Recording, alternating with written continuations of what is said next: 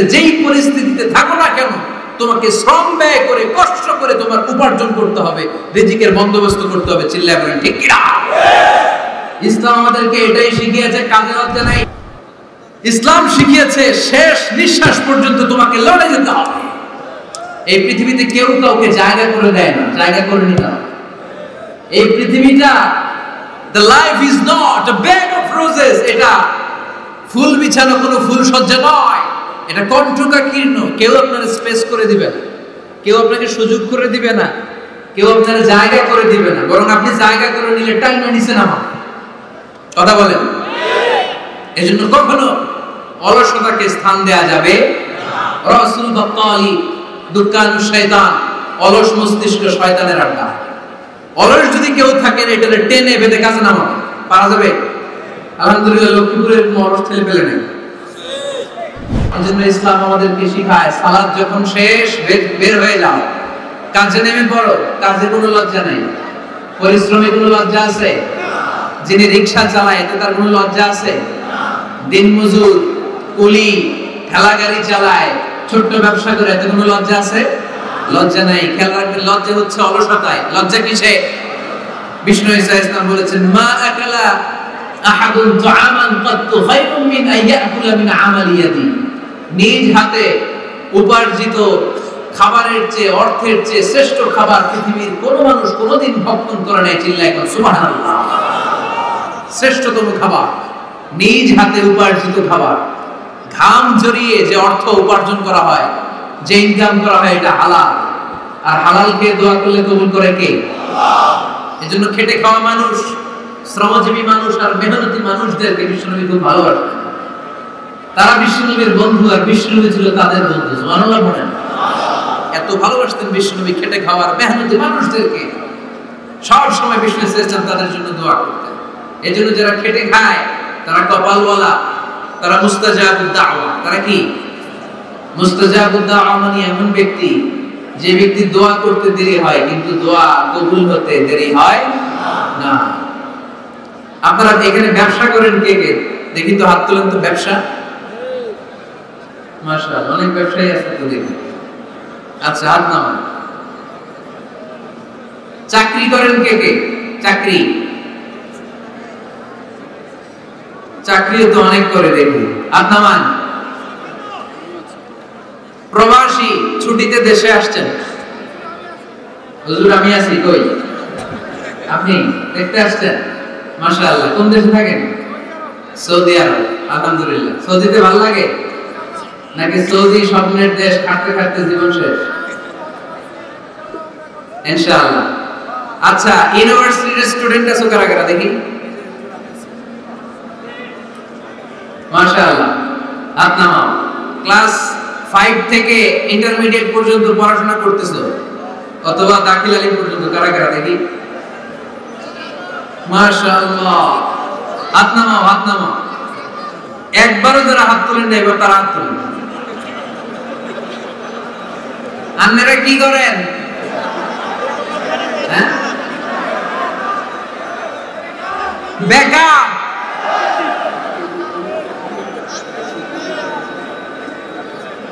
বাংলাদেশে চাকরির বাজার খুব মন্দা, ঠিক কিনা? বাংলাদেশ ইন্ডিয়াতে চাকরি পেতে অনেক কষ্ট। সামান্য একটা পদের জন্য যেখানে চেয়েছে ক্লাস 8 পাস, এখানে ডবল মাস্টার ডিগ্রি অ্যাপ্লাই করছে কয়েক লক্ষ। এজন্য আমাদেরকে উদ্যোক্তা হতে হবে। You have to be the entrepreneur. আমাদের উদ্যোক্তা দরকার, বেশি বেশি নতুন নতুন উদ্যোক্তা। নিজেই এমন আইডিয়া নিয়ে আসবে যে আইডিয়া বিক্রি করে দুর্দান্ত আইডিয়া দিয়ে তুমি পুরো দেশ কাঁপিয়ে দিতে পারো। পারা যাবে না লক্ষ্মীপুরের ছেলেরা? আইডিয়ার অনেক দাম। You have to generate new ideas. নতুন নতুন আইডিয়া এনে মানুষ গোটা বিশ্বকে তাক লাগিয়ে দিচ্ছে। এই যে কত কয়েক বছর আগে কারের একটা রাইড চালু হয়েছে, নাম হয়েছে উবার। কি নাম? ঢাকায় যারা চলাফেরা করেন তারা হয়তো চলেছে। উবারের নাম শুনছেন না? এই উবার কোম্পানি কি করে জানেন? নিজেদের ব্যবসা নাই, পুঁজি নাই, পাত্তি নাই, অফিস নাই, কিছু নাই, কোটি কোটি টাকা হাতায় নিচ্ছে। Just idea, just they are generating new ideas. নতুন নতুন আইডিয়া দিয়ে গোটা বিশ্ব কাঁপিয়ে নিয়েছে। একটা মোবাইল অ্যাপসের মাধ্যমে। কিসের মাধ্যমে? Mobile apps. একটা কোম্পানি খুলেছে, গোটা বিশ্বের সব প্রাইভেট কারওয়ালারা ওইখানে রেজিস্ট্রেশন করে আপনি মোবাইলে কোথায় যাবেন, কোত্থেকে যাবেন লিখবেন, গাড়ি আপনার বাড়ির সামনে এসে হাজির। তার একটা পার্সেন্টেজ ওই উবার কোম্পানি পায়। ইউনাইটেড স্টেটস অফ আমেরিকার একটা স্টেট আছে সান ফ্রান্সিসকো, ওইখান থেকে শুরু করছে। 775টা সিটিতে ওদের অপারেশন আছে। বাংলাদেশে ঢাকাতেও আছে, আমি মালয়েশিয়াতে থাকি, ওখানেও আছে, ওখানেও আমরা চলি। প্রায় 63টা দেশে ওদের কাজ বাজ আছে। গত বছরে 2018 সালে ওদের প্রফিট ছিল, রেভিনিউ ছিল 11.27 billion US dollar, 11.27 US billion dollar. Just they are selling their ideas, নতুন নতুন আইডিয়া দিয়ে গোটা বিশ্ব কাঁপাচ্ছে। এই উবার যখন চালু হলো, আমি তখন মালয়েশিয়ায় শুনলাম বাংলাদেশে নতুন আরেকটা বাইরে হইছে, পাঠাও। কি নাম? এটার মধ্যে সারা বাংলাদেশ ব্যাপী হয়নি, 3টা জায়গায়, সিলেটে, চট্টগ্রামে আর ঢাকায়। এরা আরো চালাক। বাংলাদেশের ছেলেপেলেদের মাথায় চিকন চিকন অনেক বুদ্ধি। এরা ভাবলো এই উবার দিয়ে আর আমরা কত আগাবো, আমাদের গাড়ি আরো ছোট করতে হবে। এরা মোটরসাইকেল রাইড দেওয়া শুরু করছে। জ্যামের শহর ঢাকা, চিপা চাপা দিয়া এরা আপনারা নিয়ে জায়গা মতো পৌঁছে দেবে। তো এই যে উবারের পরে আমাদের ছেলেরা বানাইলো পাঠাও। এরপরে কত কিছু বানাচ্ছে ছেলেপেলেরা, আমি তো এগুলো দেখে অবাক। রকমারি.com নাম শুনছো? বিক্রয়.com নাম শুনছো? ঘরে বসে বসে কোটি কোটি টাকা হাতিয়ে নিচ্ছে তারা। Just they are selling their ideas. যেহেতু আমাদের চাকরি কম, ওই চাকরির বাজারে আমরা লাইন দিতে চাই না। আমাদের মেধাকে খাটিয়ে খাটিয়ে আমরা নতুন তরুণ উদ্যোক্তা বানাতে চাই। চিল্লায় বলো ঠিক কিনা? উদ্যোক্তা যত বাড়বে ততই দেশের কল্যাণ হবে। মানুষ তাদের আইডিয়াকে কাজে লাগিয়ে গোটা বিশ্বকে তাক লাগিয়ে দিচ্ছে। আমরা আমাদের সমতল ভূমিতে চাষ করতে চাই না। মালয়েশিয়াতে একটা এলাকা আছে ক্যামেরন হাইল্যান্ড, ওরা পাহাড়ের মধ্যে চাষাবাদ করে গোটা মালয়েশিয়ার খাদ্যদ্রব্যের অভাবকে মুক্ত করে দিয়েছে।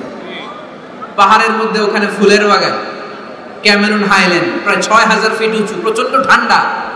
এই ঠান্ডা পাহাড়ে হিলট্রাক্স এরিয়াতে মালয়েশিয়ার এই ক্যামেরন হাইল্যান্ডে ওখানে আছে ফুলের বাগান, আছে ফলের বাগান, আছে চায়ের বাগান, ওখানে মধুর চাষ হয়, ওখানে শাকসবজি চাষ হয়, ওখানে অনেক কিছু চাষাবাদ হয়। ওই ফলমূল শাকসবজি দিয়ে গোটা মালয়েশিয়া 14টা স্টেটে যত শাক সবজি ফলমূল লাগবে ওরা আঞ্জাম দেয়। আর আমরা আমাদের সমতল ভূমিতে চাষ করতে চাই না। আমরা চাষাবাদকে খুব লজ্জা মনে করি, এটা ভুল আইডিয়া। আমাদের যে এলাকা যে জিনিসের জন্য বিখ্যাত ওইটাকে আমাদের ব্র্যান্ডিং করতে হবে। লক্ষ্মীপুর কিসের জন্য বিখ্যাত? নারিকেল সুপারি। নারিকেল সুপারি যে পৃথিবীর কত মানুষ, ইন্দোনেশিয়ান লোকেরা মুড়ির মতো খায় নারিকেল আর সুপারি। এইটারে আমাদের ব্র্যান্ডিং করতে হবে। যেই দেশে যেটা আছে, যে এলাকা যে পণ্যের জন্য বিখ্যাত ওইটা আমাদের ব্র্যান্ডিং করতে হবে। আমাদের আদমজির জুট মিল বন্ধ না? ভাওয়ানি জুট মিল বন্ধ। আমাদের পাট শিল্পকে ধ্বংস করে দিয়ে ইন্ডিয়া এখন ওই কটনের পাঞ্জাবি বানায়, জুট কটনের পাঞ্জাবি। আছে না নাই? পুরো বাংলাদেশের মার্কেট এই জুট কটনের পাঞ্জাবি দিয়ে সয়লাভ। আমাদের বাংলাদেশের পাট দিয়ে যদি আমরা মিহি পাঞ্জাবি বানাতে পারতাম, গোটা বিশ্ববাজারকে আমরা দখল করে নিতে পারতাম। ঠিক কি না? এজন্য আমাদেরকে নতুন নতুন আইডিয়া জেনারেট করতে হবে। চাকরির পিছনে বসে থাকলে চলবে না। আর আজান যদি হয়ে যায় ছুটে যাবো মসজিদে, আর নামাজ শেষ হলে আমরা আমাদের কাজের দিকে চলে যাবো। চিল্লায় বলেন ঠিক কি না? যেটাই করবো আমরা ভালোভাবে করবো। আল্লাহ বলেছেন লিয়াবলুয়াকুম আইয়ুকুম আহসানু আমালা।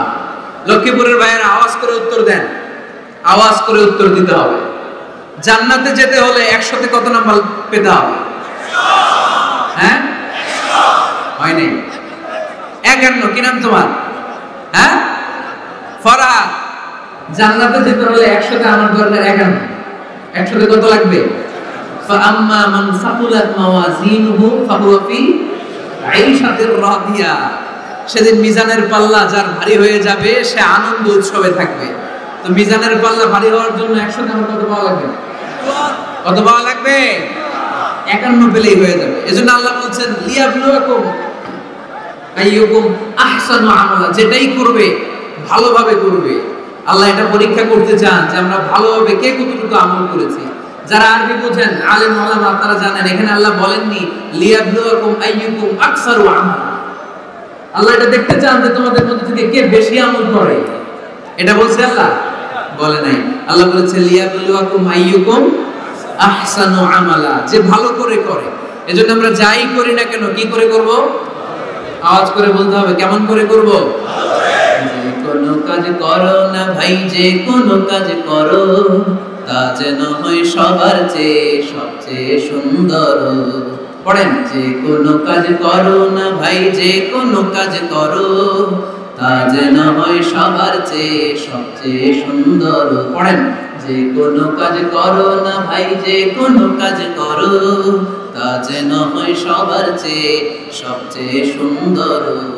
হোক না সেটা পড়া লেখা, রঙের ভাষায় ছবি আঁকা। পড়েন, হোক না সেটা পড়া লেখা, রঙের ভাষায় ছবি আঁকা।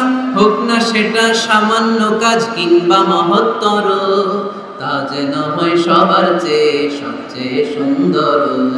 যে কোনো কাজ করো না ভাই, যে কোনো কাজ করো তা যেন হয় সবার চেয়ে সবচেয়ে সুন্দর। চিৎকার করে বলেন ঠিক কিনা?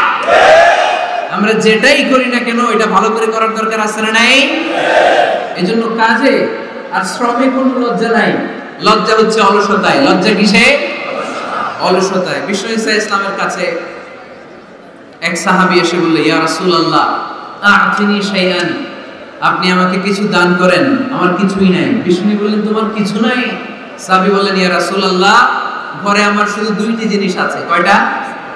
চিল্লায় বলেন কয়টা?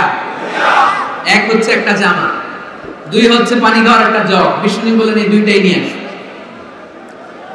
বিশ্বনবীর কথা শুনে ওই সাহাবী ঘর থেকে জামা নিয়ে আসলেন, পানি খাওয়ার জগ নিয়ে আসলেন। বিশ্বনবী সাল্লাল্লাহু আলাইহি ওয়াসাল্লাম ওনার মুবারক হাত দিয়ে এক হাতে জামা ধরে আরেক হাতে পানির জগটা ধরে সাহাবীদের দিকে উদ্দেশ্য করে বললেন, মাইয়াশতারি হাদাইন, এই দুটো জিনিস কেনার মতো কে কে আছে দেখি? কয়েকজন হাত তুললো। বিশ্বনবী বললেন, কত দিয়ে কিনবা?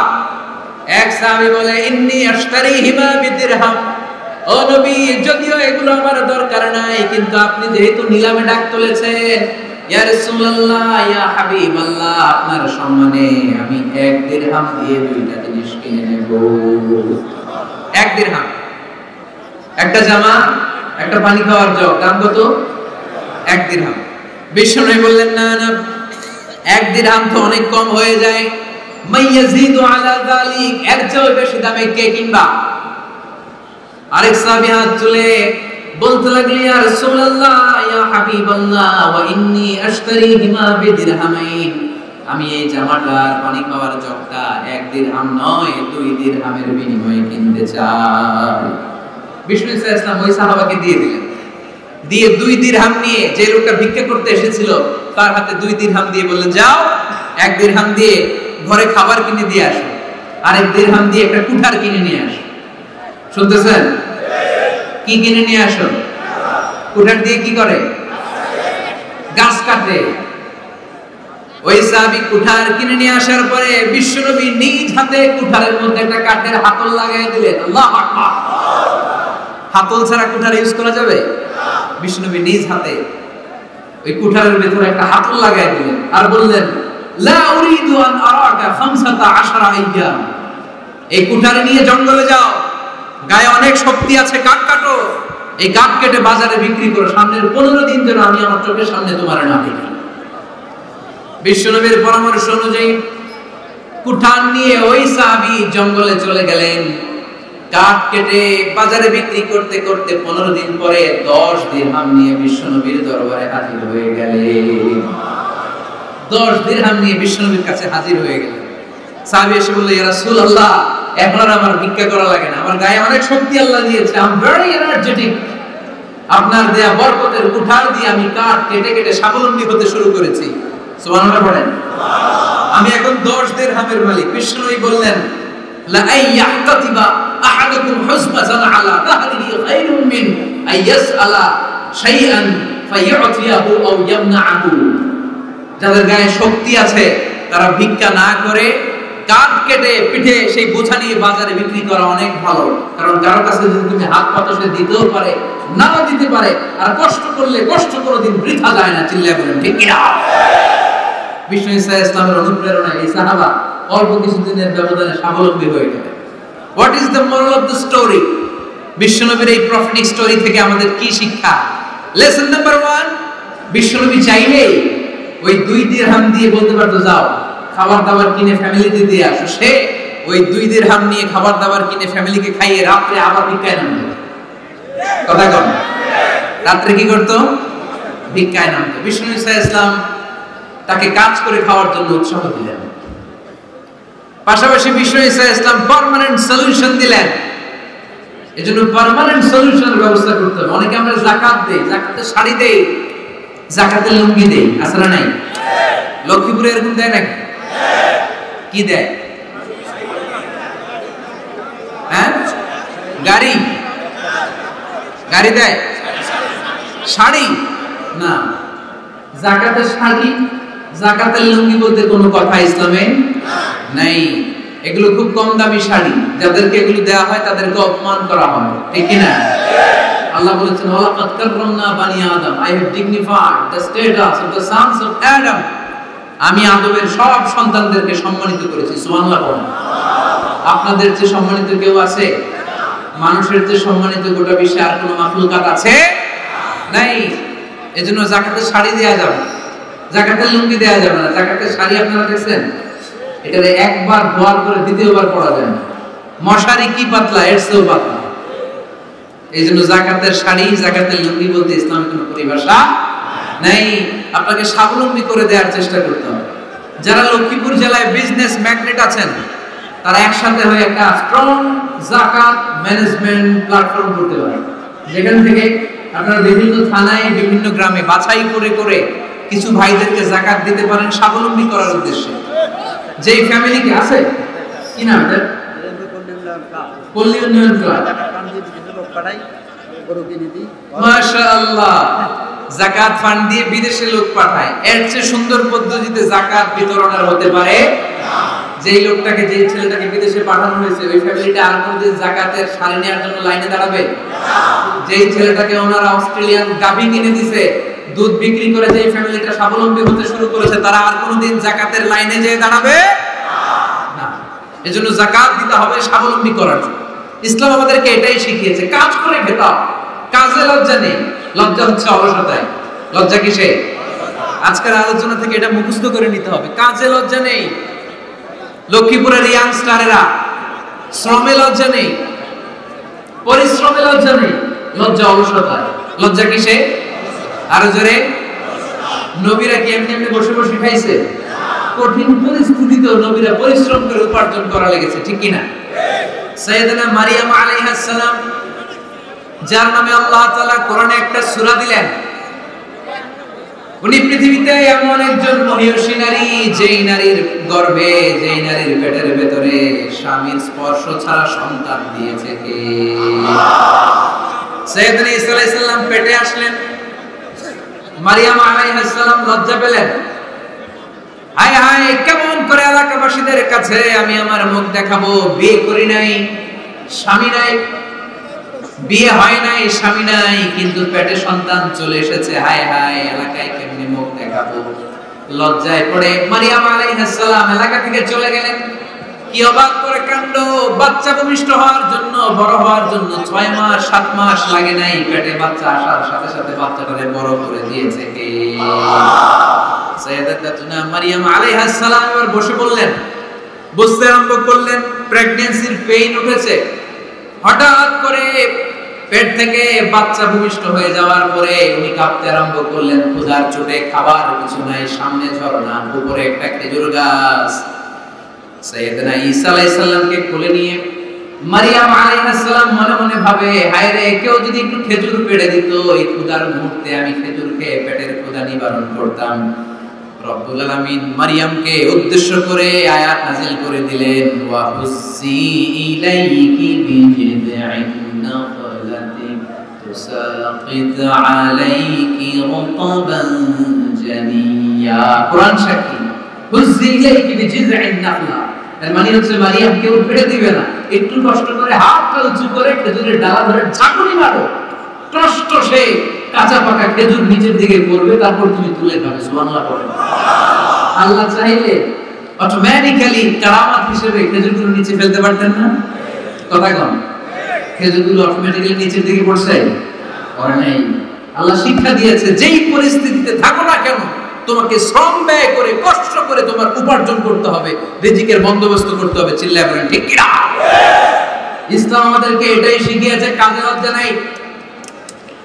আবার বিশ্বনবী বলেন, ইন খামাতিস সাআ ওয়া ফি ইয়াদি আহাদিকুম ফাসিলাতুন, তোমাদের কারো হাতে যদি একটা চারা বীজ থাকে, সে যদি দেখে কিয়ামত হতে শুরু করেছে, فإن استطاع أن يغرسها قبل أن تقوم الساعة فليغرسها, কারো হাতে একটা চারা বীজ নিয়ত করেছে, চারা বীজটা রোপণ করবে, ইন দা মিন টাইম দেখলো কিয়ামত হতে শুরু করেছে, বিশ্বনবী বললেন যদি তোমার সুযোগ থাকে কিয়ামত হওয়ার আগে চারা বীজটা রোপণ করে দাও।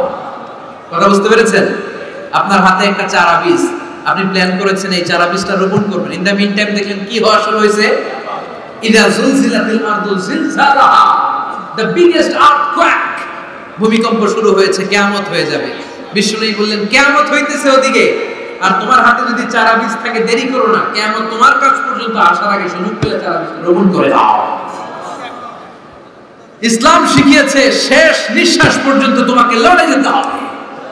এই পৃথিবীতে কেউ কাউকে জায়গা করে দেয় না, জায়গা করে নিতে হবে। এই পৃথিবীটা the life is not a bed of roses, এটা ফুল বিছানো কোনো ফুল সজ্জা নয়, এটা কণ্টকাকীর্ণ। কেউ আপনার স্পেস করে দিবে না, কেউ আপনাকে সুযোগ করে দিবে না, কেউ আপনার জায়গা করে দিবে না, বরং আপনি জায়গা করে নিলে টাইম নিছে না। কথা বলেন? এজন্য কখনো অলসতাকে স্থান দেয়া যাবে না। রাসূল বক্কালি দুকান শয়তান, অলস মস্তিষ্ক শয়তানের আড্ডা। অলস যদি কেউ থাকেন, এটারে টেনে বেঁধে কাজে নামাবে, পারা যাবে? আলহামদুলিল্লাহ লক্ষ্মীপুরের কোনো অলস ছেলে পেলে নেই।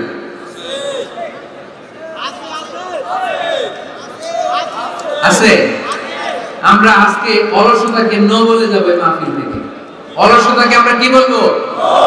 আওয়াজ করে বলতে হবে। অলসতাকে কি বলবো আমরা? মুমিনের জীবনে কোনো অলসতা নেই। অলস হয় মুনাফিকরা, অলস হয় কারা? চিল্লায় বলতে হবে। মুমিনরা অলস হয়? অলস হয় কারা?